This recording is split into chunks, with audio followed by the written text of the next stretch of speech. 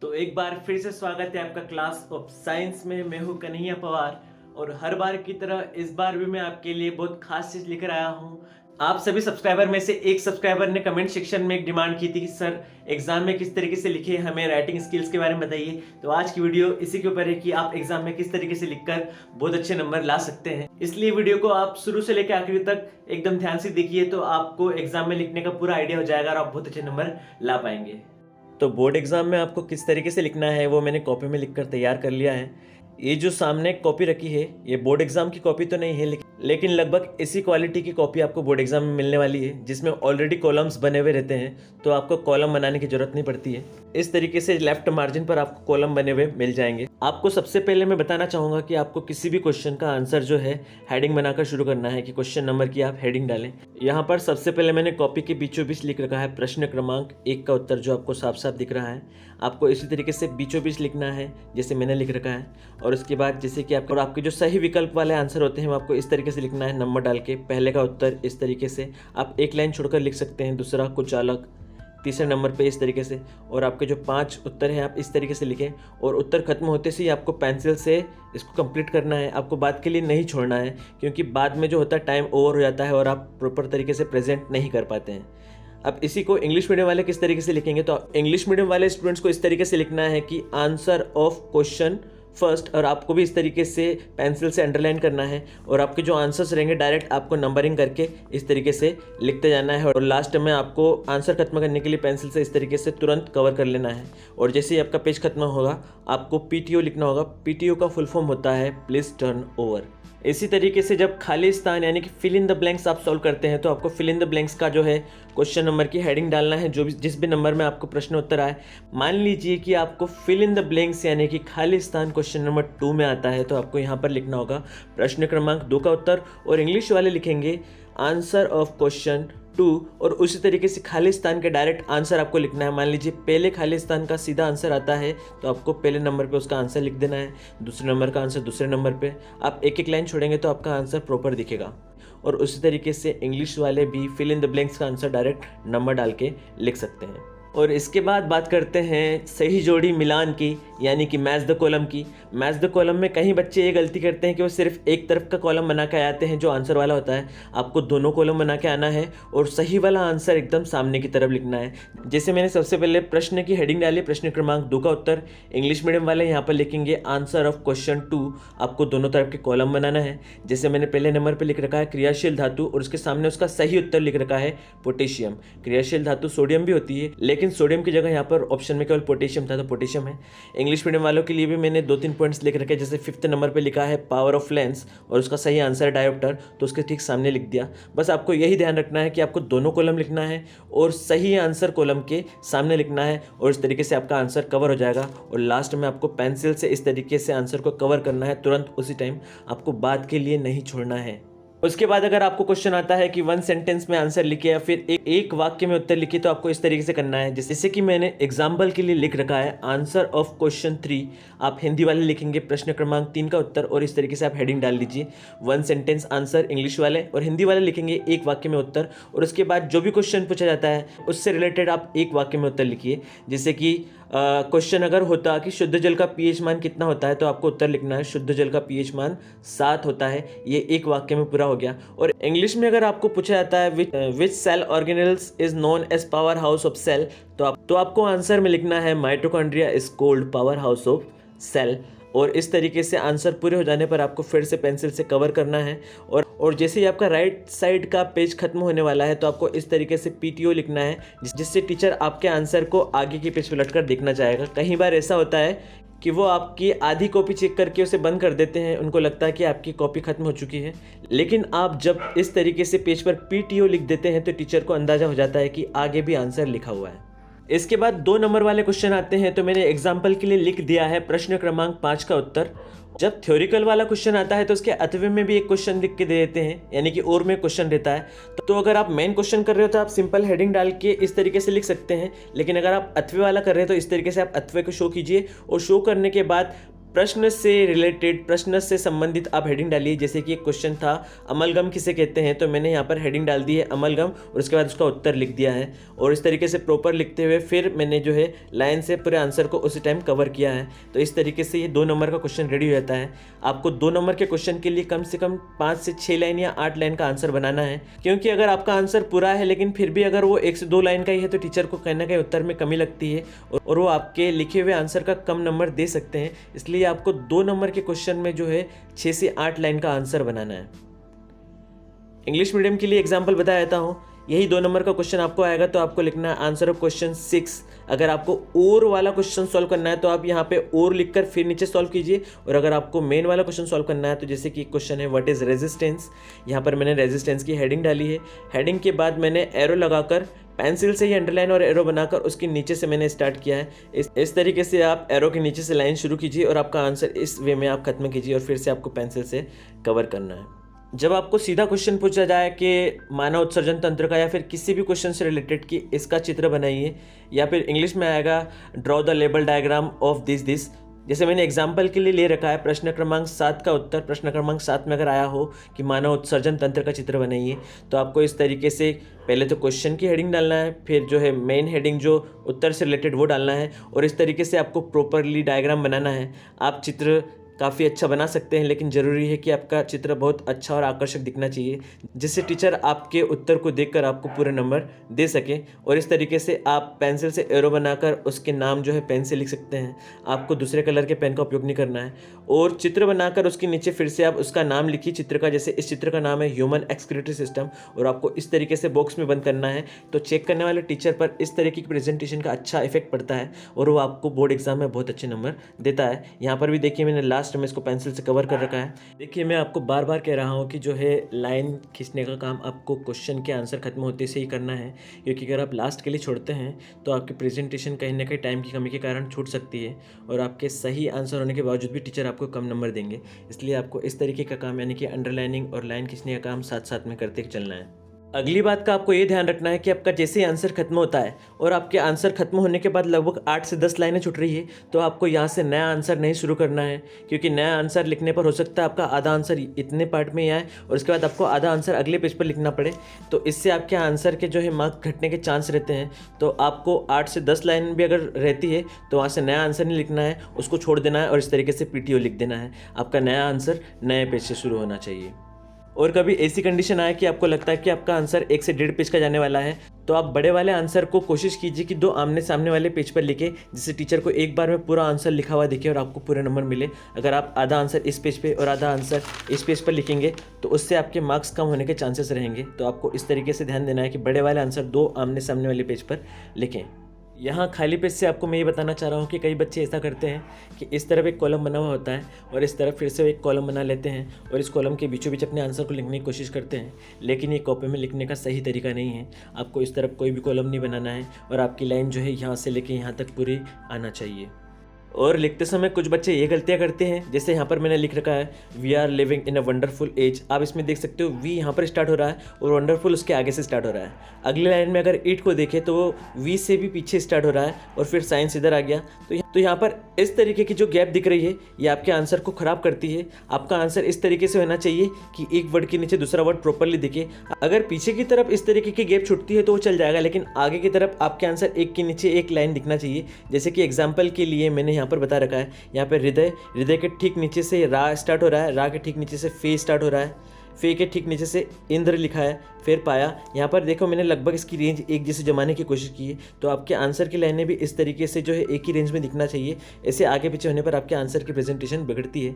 इस तरफ आगे पीछे होने पर चल जाता है, लेकिन इस तरफ आपकी जो है रेंज एकदम बराबर होना चाहिए। तो इस तरीके का लिखने का तरीका आपका गलत है और इस तरीके से आपको एग्जाम में लिखना चाहिए। तो कुछ बच्चे ये गलतियां करते हैं कि वो साफ साफ लिखने के चक्कर में केवल एक लाइन में 4 या 3 वर्ड ही लिखते हैं, जैसा मैंने एग्जाम्पल के लिए यहाँ पे लिख रखा है मोहन इज़ गोइंग टू 4 शब्दों में यानी 4 वर्ड्स में लाइन पूरी हो गई। यहाँ पर आंसर्स के बीच में काफ़ी ज़्यादा गैप हो गई है, ये भी लिखने की प्रेजेंटेशन बिगाड़ता है। आपको एक लाइन में इतने सफिशिएंट वर्ड डाल देना है जो साफ भी दिखे और पढ़ने में भी ईजी लगे, लेकिन आपको एक लाइन में कम से कम शब्द नहीं लिखना है, जिस तरीके से यहाँ पे 4 वर्ड लिखे। वैसी गलती हिंदी मीडियम में भी करते हैं, जैसे वह, प्रतिदिन और पुस्तक, ये 4 वर्ड में एक लाइन पूरी कर दी, या बीच में 1 से 2 वर्ड और आ सकते थे, तब भी साफ साफ ही दिखता। तो आपको बहुत ज़्यादा दूर दूर भी नहीं लिखना है और बहुत ज़्यादा चिपका कर भी शब्दों को नहीं लिखना है, इस तरीके से लिखना है कि प्रॉपर भी दिखे और सुंदर भी दिखे। उसके बाद की जाने वाली गलतियों में से एक है जिसको बोलते हैं ओवर राइटिंग। यहाँ पर रविवार हिंदी में लिखा हुआ है, रविवार के ऊपर फिर से शब्द बनाने की कोशिश करी तो ये पूरा काला काला से या फिर डार्क दिख रहा है, इसको ओवर राइटिंग बोलते हैं, इसके भी मार्क्स कटते हैं। तो आपको इस तरीके से बनाने की कोशिश नहीं करना है। आप कोशिश कीजिए कि आप एक बार में सही तरीके से लिखें, जैसे कि यहाँ पर लिखा है एकदम साफ साफ रविवार लिखा है और एक ये ओवर राइटिंग वाला रविवार है, तो टीचर इसको देखने पर नंबर कट कर सकता है और इस तरीके का आंसर देखने पर कट नहीं होगा। वैसे इंग्लिश में जैसे कि वेडनेसडे को ओवर राइटिंग करके लिखेंगे तो इस तरीके से लिखाएगा, आपको साफ साफ वेडनेसडे लिखना है तो इस तरीके से होगा। उसके बाद की गलतियाँ, अगर आपका कोई वर्ड गलत हो गया है या स्पेलिंग मिस्टेक हो गई है, जैसे कि यहाँ पर मनी लिखा हुआ है, मनी की स्पेलिंग मिस्टेक होने पर उसको इस तरीके से बार बार करके कट किया गया है, ये भी आपके प्रेजेंटेशन को बिगाड़ता है। अगर आपको कोई वर्ड कट करना है तो उसको आप सिंपल एक लाइन से कट कीजिए, इससे आपकी मिस्टेक भी सुधर जाती है और आपके मार्क्स कटने के चांस भी काफ़ी कम हो जाते हैं। हिंदी में भी मैं वही बता रहा हूँ, जैसे वास्तविक के ऊपर बहुत सारे लाइन खींचकर उसको काला करके हटाने की कोशिश की है, लेकिन आपको इस तरीके से वर्ड को स्किप नहीं करना है, आप सिंपल एक लाइन से कट कीजिए तो आपका आंसर भी ख़राब नहीं दिखेगा। उसके बाद बात आती है कि कुछ इंग्लिश मीडियम वाले स्टूडेंट लिखने में ये गलतियाँ करते हैं कि वो कैपिटल लेटर बीच बीच में भी डाल देते हैं, जहाँ जैसे कि आई कैपिटल, स्मॉल एन है, फिर टी कैपिटल। तो इस तरीके की गलती आपको नहीं करना है, आपको केवल पहला वर्ड कैपिटल रखना है, बाकी सारे स्मॉल लेटर्स में होंगे। फिर एक गलती हिंदी मीडियम वालों की, हिंदी मीडियम में या फिर आप जब भी हिंदी लिखते तो कुछ स्टूडेंट इस तरीके से लाइन के नीचे वर्ड्स को लिखते हैं, ये भी आपके प्रेजेंटेशन को बिगाड़ता है। अगर आप इस तरीके से लिखते हैं उसको लिखना बंद कर दीजिए, वरना आपके मार्क्स कम हो जाएंगे। आप उसकी जगह प्रॉपर तरीके से इस तरीके से लिख सकते हैं, मैंने राइट लगा कर बता भी रखा है कि लाइन को लिखने का सही तरीका ऐसा है कि आप लाइन के ऊपर अक्षरों को टंगा कर लिखें, जैसे कि अक्षर लाइन पर टंगे हुए हैं, ना कि आपको उसको लाइन पर बिठा कर लिखना है। इसके बाद अगली गलती की बात करते हैं तो कुछ बच्चे जब हिंदी में लिखते हैं तो जैसे सेवा लिख दे, लेकिन इसके ऊपर एक लाइन नहीं बनी हुई है जो नॉर्मली बनी जाती है। सेवा, से और वाह केवल शब्द बनाए हुए हैं, ऊपर उसको लाइन से कवर नहीं किया गया है। यहाँ पर देखिए से और वाह के ऊपर एक ब्लैकिश लाइन दिख रही है, ये आपको हर शब्द के ऊपर बनाना है। कई बच्चे ये गलती करते हैं और हर एक सेंटेंस में इस तरीके की लाइन का यूज़ नहीं करते हैं, लेकिन आपको शब्द बनाने के बाद उसको ऊपर से लाइन से कवर करना है। ये वाला सविनय देखिए और ये वाला सविनय देखिए, इसके ऊपर लाइन बनी हुई दिख रही है जो थोड़ी सी डार्क करके मैंने बताई है। तो आपके नंबर इस तरीके से भी कम हो सकते हैं अगर आप इस तरीके से लिखते हैं। तो आप वर्ड्स यानी कि शब्द लिखने के बाद उसे लाइन से कवर कीजिए और ऊपर की लाइन बनाइए। अगली बात आपको ये ध्यान रखना है कि अगर आपका इतना पैराग्राफ वाला आंसर अगर आपका गलत हो गया है तो आपको उसको ज़्यादा कटपिट नहीं करना है, आपको सिंपल तरीके से इस तरीके से एक टेढ़ी लाइन बनाना है और आपका आंसर कट हो जाएगा। उसके लिए आप पेंसिल का इस्तेमाल कीजिए। यहाँ पर मेरे पास पेन न होने के कारण मैंने इसको मार्कर से कट किया है। और अगर आपसे गलती से अगर ऐसा हो जाए कि पूरा एक पेज आंसर ही आपका गलत हो गया है तो आपको उसको बहुत सारा कट नहीं करना है, उसको भी आपको सिंपल एक टेढ़ी लाइन से इस तरीके से कट करना है और आपका पेज गंदा भी नहीं लगेगा और चेक करने वाला टीचर इस पेज को पूरी तरीके से छोड़ देंगे और आगे से चेक करेंगे। ध्यान रखिए कि जब भी आप आपके आंसर लिखते हैं तो आपको प्रैक्टिकल सामान्य बोलचाल वाली भाषा नहीं लिखना है। जैसे एग्जाम्पल के लिए सामान्य बोलचाल में हम कैसा लिखते हैं कि हमको झंडे की इज्जत करना चाहिए, ऐसा लग रहा है जैसे कि दो दोस्त बात कर रहे हैं। आपको एग्ज़ाम में जो है बुकिश लैंग्वेज का उपयोग करना है, यानी कि आपको किताबी भाषा का ही उपयोग करना है, जिससे आपके नंबर बढ़ते हैं। इसी लाइन को अगर आप किताबी भाषा में लिखते तो हमें राष्ट्रीय ध्वज का सम्मान करना चाहिए। आपको फ़र्क साफ साफ नज़र आ रहा है कि यहाँ पर ऐसा लग रहा है कि दो दोस्त बात कर रहे हैं और यहाँ पर ऐसा लग रहा है कि बुक में लिखा है। तो आपको एक प्रॉपर बुक वाली लैंग्वेज का ही उपयोग करना है। इंग्लिश में भी एग्जाम्पल है, जैसे कि poisonous gas are cause of air pollution, ये प्रॉपर तरीके से एक लैंग्वेज में लिखा हुआ है। अगर आप उसको नॉर्मल लैंग्वेज में लिखेंगे तो किस तरीके से लिख सकते हैं, poison gas are make air pollution. दोनों को आप पढ़ के देखिए, poisonous gas are cause of air pollution, ये पढ़ने में एकदम परफेक्ट लग रहा है। लेकिन आपको जो है ध्यान रखना है कि आपके आंसर में क्वालिटी बढ़ाने के लिए आपको प्रॉपर लैंग्वेज में ही आंसर लिखना है। जब भी आप एग्ज़ाम में लिखने जा रहे हैं तो आपको ये सोच के जाना है कि आज मैं अपने जीवन की सबसे बेस्ट राइटिंग लिखने वाला हूँ, तो मुझे सबसे बेस्ट राइटिंग ही लिखना है। तो आपके आंसर्स जो हैं वो क्लियर होना चाहिए, आपके शब्द आपको सुंदर तरीके से बनाना है, आपके वर्ड्स आप इस तरीके से बनाने की कोशिश कीजिए जैसे बुक में छपे होते हैं, और आपको क्लियर और साफ साफ लिखना है। तो आपके आंसर ऑटोमेटिक यानी कि अपने आप ही अच्छे दिखने लगेंगे। आप ये सब जानकारियाँ क्लास ऑफ साइंस के चैनल पर देख रहे हैं, तो साइंस के पेपर के लिए स्पेशली मैं बताता हूँ कि आपको जिस भी आंसर में ऐसा लगता है कि आप डायग्राम बना सकते हैं, क्वेश्चन में चित्र का पूछा हो या ना पूछा हो, लेकिन आप अगर चित्र बना सकते हैं तो उस क्वेश्चन में आपको चित्र बनाना है। तो इससे आपके फुल मार्क्स लाने के चांसेस बहुत ज़्यादा बढ़ जाते हैं, क्योंकि अगर आप आंसर के साथ साथ डायग्रामेटिक प्रेजेंटेशन देते हैं यानी कि चित्र बना देते हैं तो टीचर का इसके ऊपर अच्छा इफेक्ट पड़ता है। अगला पॉइंट ध्यान रखिए कि आपको एग्ज़ाम में कोई भी कलर पेन का इस्तेमाल नहीं करना है, आपको ब्लैक पेन का भी इस्तेमाल नहीं करना है। आपको एग्ज़ाम हॉल में केवल ब्लू पेन और पेंसिल का इस्तेमाल करना है। जिस तरीके से मैंने हेडिंग के लिए ब्लू पेन का इस्तेमाल किया है और उसकी अंडरलाइन पेंसिल से करी है, तो आपको ये दो चीज़ें ही एग्ज़ाम में यूज़ करना है। ब्लैक पेन का और अदर कलर के यूज़ का भी आपको यूज़ नहीं करना है। अगला पॉइंट उन स्टूडेंट्स के लिए जो एकदम ठान के बैठे हैं कि हमें 100 नंबर ही चाहिए, तो आप 100 नंबर लाना चाहते हैं तो पक्का है कि आपकी तैयारी भी बहुत अच्छी होगी। तो आपको ये ट्राई करना है कि आपको किसी भी क्वेश्चन का सीक्वेंस चेंज नहीं करना है। आपको एक नंबर के बाद दूसरे नंबर का क्वेश्चन का आंसर लिखना है, दूसरे के बाद तीसरे का, यानी कि आप पहले 11वें नंबर का उत्तर लिख दिए, उसके बाद 9वें नंबर का, फिर दूसरे नंबर का क्वेश्चन। तो आपको इस तरीके से सीक्वेंस चेंज नहीं करना है, आप एक के बाद एक क्वेश्चन ही कीजिए, सीक्वेंस वाइज क्रमशः कीजिए, तो आपको पूरे नंबर मिलेंगे। सीक्वेंस वाइज सही आंसर लिखने से टीचर को चेक करने में बहुत आसानी होती है और आपके नंबर बढ़ने के चांसेस ज़्यादा हो जाते हैं। तो अगला बहुत ही खास पॉइंट है सभी स्टूडेंट्स के लिए, अगर आपको किसी प्रश्न का उत्तर नहीं याद है तो आपको उसको पूरी तरीके से नहीं छोड़ना है। आप उस क्वेश्चन को अटेंड कीजिए, उस क्वेश्चन का आंसर लिखने की कोशिश कीजिए, उससे रिलेटेड या उससे संबंधित जो भी जानकारी आपको पता है उस जानकारी को लिखने की कोशिश कीजिए, लेकिन आपको आंसर को पूरी तरीके से छोड़कर नहीं आना है। हो सकता है कि आपको आंसर से रिलेटेड लिखने पर ही आधे से 1 नंबर या हो सकता है 2 से 4 नंबर ज़्यादा मिल जाए, तो इससे आपका ही फ़ायदा होगा। अगला पॉइंट है स्पेलिंग मिस्टेक। इंग्लिश मीडियम वाले स्टूडेंट ध्यान रखिए, आपको आंसर याद करते समय पता चल जाता है कि कौन सी स्पेलिंग मिस्टेक आपसे हो सकती है। कोशिश कीजिए कि आपसे स्पेलिंग मिस्टेक ना हो, और वैसी गलती हिंदी मीडियम वाले करते हैं। आप छोटी ई की मात्रा की जगह बड़ी की मात्रा या बड़ी ई की मात्रा की जगह छोटी ई की मात्रा लगा देते हैं, तो आपको मात्राओं की मिस्टेक नहीं करना है।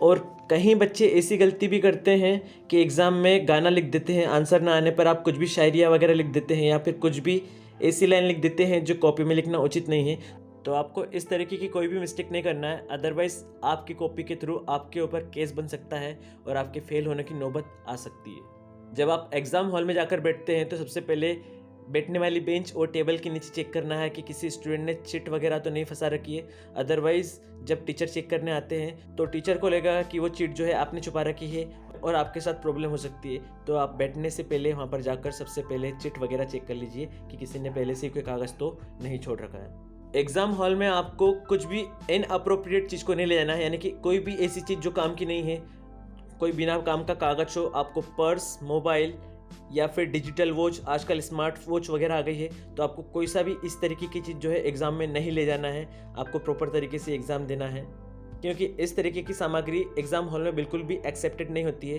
तो आपको ये बाहर ही रखना पड़ सकता है। तो आप बेहतर है कि आप इसे लेकर ना आएँ। और सबसे ख़ास चीज़, बीमारियों का सीज़न चल रहा है, कोरोना किस तरीके से फैल रहा है आप सभी जानते हैं, तो आपको एग्ज़ाम हॉल में जाने से पहले या फिर एग्ज़ाम देने जाते वक्त आपको मास्क पहन के रखना है और मास्क बिल्कुल भी नहीं उतारना है। आप साथ में पॉकेट सैनिटाइज़र रख सकते हैं, जिससे आप टाइम पर अपने हाथ को डिसइंफेक्ट कर सकते हैं। तो इन्हीं टिप्स का इस्तेमाल करके अगर आप बढ़िया तरीके से पढ़ाई करते हैं तो आपको 100 नंबर भी आ सकते हैं। और यकीन मानिए, लिखने की इन्हीं स्किल्स का यूज़ जो मेरिट वाले स्टूडेंट हैं वही करते हैं, और उसी का कंपाइल करके मैंने आपको ये बताया है।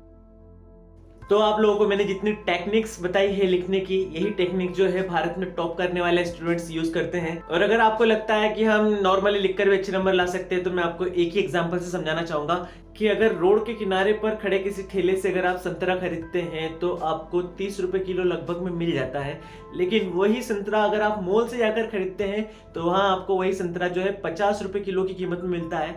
फर्क इतना होता है कि रोड पर ठेले पर मिलने वाला संतरा जो होता है वो आपको तराजू में तोलकर झोले में डालकर दे दिया जाता है, जो खुला रहता है, और मॉल में जो संतरा होता है उसे पन्नी में लपेट कर बढ़िया तरीके से एक ब्रांडेड लेबल लगा दिया जाता है और उसी प्रेजेंटेशन का आपसे जो है एक्स्ट्रा रुपया लिया जाता है। सेम ऐसा ही एग्जाम में होता है कि जब आप नॉर्मल का आंसर लिखते हो आपके तरीके से, तो टीचर उसे एवरेज मानकर उसके एवरेज ही नंबर देता है, और अगर आप प्रॉपर तरीके से अच्छे प्रेजेंटेशन के साथ आंसर लिखते हैं तो आपको फुल मार्क्स पाने की बहुत ज्यादा संभावना हो जाती है। तो जिस तरीके से इस टॉपिक की डिमांड की गई थी, आप और भी कमेंट सेक्शन में आके अच्छे से अच्छे टॉपिक की डिमांड कर सकते हैं, या फिर आप अगले वीडियो में किस टॉपिक को सीखना चाहेंगे, या फिर आपके जो भी कमेंट्स हैं वो वेलकम है, हार्टली वेलकम है। मिलते हैं नेक्स्ट वीडियो में नेक्स्ट एमपी टॉपिक के साथ, तब तक थैंक यू वेरी मच।